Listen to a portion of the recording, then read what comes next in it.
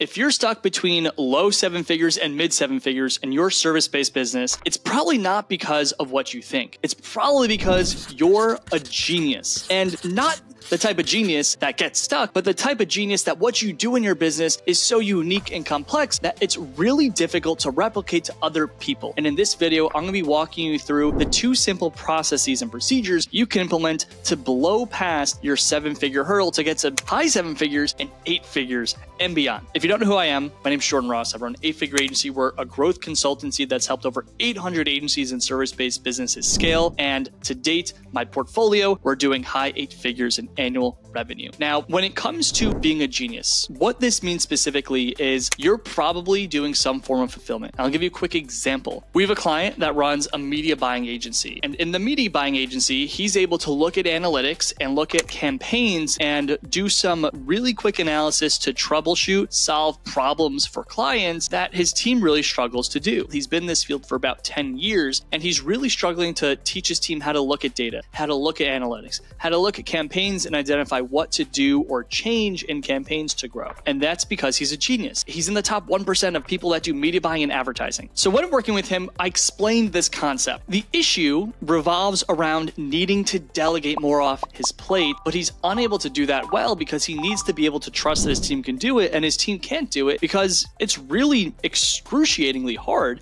to delegate things. So here's exactly how we solve this problem. The first thing that we need to do is build what I call a training foundation. Most people try to do training where they either have their team members shadow them, they have their team members go through SOPs or some forms of training, but it's not nearly specific and thorough enough. What we want to be able to do, as you can see here on the right, is aggregate 20 to 80 hours of content and training, which is when you think about giving a team member 80 hours of content, it could feel overwhelming, but you really need to be extremely thorough, right? So what I wanted, and this is for all of you geniuses out there, what I encourage you to start doing first and foremost is to aggregate looms. When you are analyzing something, when you are building something, when you're creating something for a client, when you're on a client call, when you are building a presentation, literally everything you do, record everything on them. Literally everything. And when you record these things, I want you to begin to aggregate them in what I call an internal Wikipedia. Now, this is just a quick example of our internal Wikipedia for one of my admins. And you can see here, there's a bunch of different things on how to process items in Square and use the platform Square. Now, everything for the most part is a loom. It doesn't need to only be a video, but within this, we have the subject, the link, tags. Now, tags are specific to a training like this one that says how to send a single invoice via cold email. Someone might search the word invoicing and this won't come up because it's invoice. So when you are building this, you need to build the title of the training. You need to build the category it goes to and what the tag is. So tags are keywords. So in your business, that's the first step, thorough aggregation. And in addition to this, you need to also start aggregating FAQs. Your clients are going to have FAQs. Your team members are going to have FAQs. So what you want to be able to do within your internal Wikipedia, what we could often have here is make another column. We could have the client FAQ that would come up. So what we could do here is we can, back in our Wikipedia, we could have a column for client FAQs and team member FAQs. And what we want to be able to aggregate on and on and on are all the different types of FAQs. What are the tags that we could include in those FAQs? And you could basically build a separate Wikipedia that's just for FAQs. So what you want to do to build your FAQ process well is when they have a question or when a client has a question, they don't know the best answer, they will fill out a form. And in that form, it's what's the question, what's the category or department this is related to, what's your role or what's the role that this is related to, what do you believe the answer is, and then there's going to be a field in the actual grid where you go in and you start recording your training. And on the back side of that, that's where the rest of the Wikipedia is built. The reason we do this and the reason you're specifically asking your team members what they believe their answer is, remember, you're a genius. You need them to start thinking. If they rely exclusively on your answers, they will not think for themselves. So step one, record a lot of looms. Step number two, aggregate all these FAQs. When we do this, this is going to allow us to have an extremely thorough length of content. Now, in addition to all these things, we want to start building what I call the skill gap analysis for every role. Now, if you're doing mid to low seven figures, you're probably sitting in at least a few roles, but some of you might be sitting in account management, account strategy, project management, conflict resolution, manager, operations manager. You're probably saying a lot of different things. What you want to be able to build is for the technical roles, the roles where your genius is really hard to delegate, is the skill gap analysis. You could see here, of course, this is an example from an SEO agency. You want to map out what are all the skills, what's the skill category, and what's the specific skill that you need to train people on. When you have a person that you're training or onboarding or sourcing or hiring or on your team, you could have them go through this where you can assess them and they could self-assess. And having a very thorough skill gap analysis, in addition to a lot of training, will allow you to understand where their gaps are, so you could build a training plan, and then you could start to send them to consume a lot of your content. Once we have all of this, if you haven't already gone out to recruit and hire someone to take over your role, you're going to want to build what I call the ITP funnel, the ideal talent profile funnel. Now that you have a skill gap analysis, you're able to thoroughly understand all the things that you need from this person. If you have a really unique level of genius, and I'll give you a quick example of this in a second, you need to be able to extrapolate who your ideal talent profile is. What are the characteristics of them? What types of jobs have they sat in? What types of companies are they working in? We have a lawyer who was a trial lawyer who now helps startups raise funds, and he builds their story brand, he builds their pitch deck, trains them on pitching and handling objections, because a lot of what he's doing is similar to what he used to do in trial. Those are so unique. He has such unique skills where he's a genius on so many different things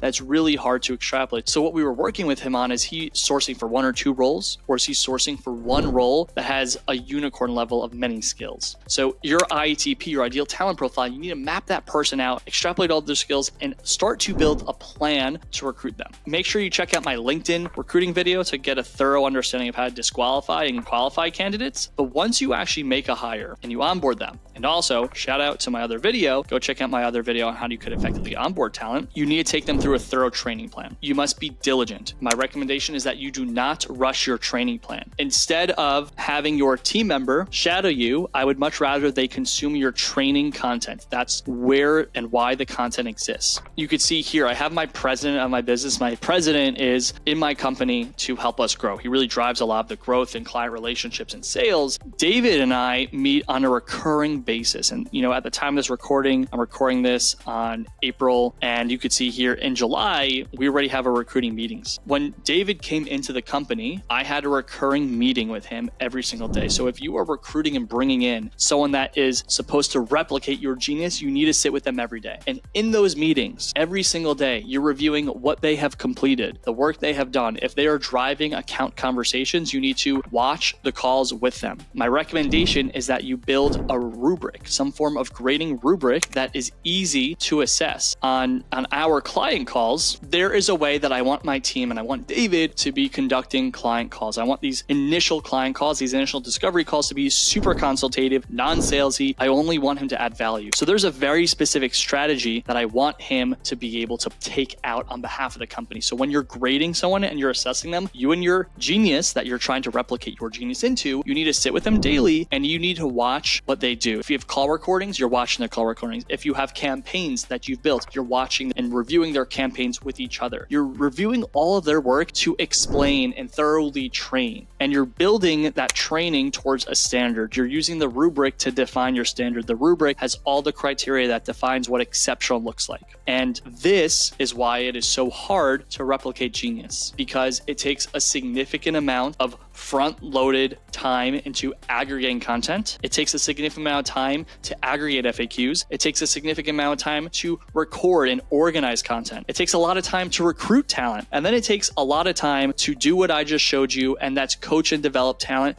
to a standard, have a predefined rubric that you're reviewing every single relevant, important skill and process with them. And as long as you do this, as long as you're thorough, if you review with your team member every single day thoroughly for months, eventually they will get it. And the right team members will get 80% of where you need them to be within that first month. That's your mental bar within 80%. If you can do all these things, you'll be able to let go of your part of the operation and delegate it to this person that you bring on so they can take over for you, so you can start to reinvest your time into things that grow your company. Marketing, sales, business development, branding, relationships, partnerships, referrals, all the things that will grow your business. You need to focus your time into that. Now, I know this is super hard when you really break it down, and most of our low seven-figure, mid seven-figure companies come to us because this is their biggest problem. Now, if you're facing this problem, make sure you go to the link below in the description, book a call with us, and we'll set up a consultation to walk you through how you could start doing this. And if you've enjoyed this content, make sure you like and subscribe to my channel. And finally, if you're looking for assistance in growing your company, go to my trainings link below. I have all of my best trainings available for free for you to help you grow your business. Thanks for watching. I'll see you in the next one.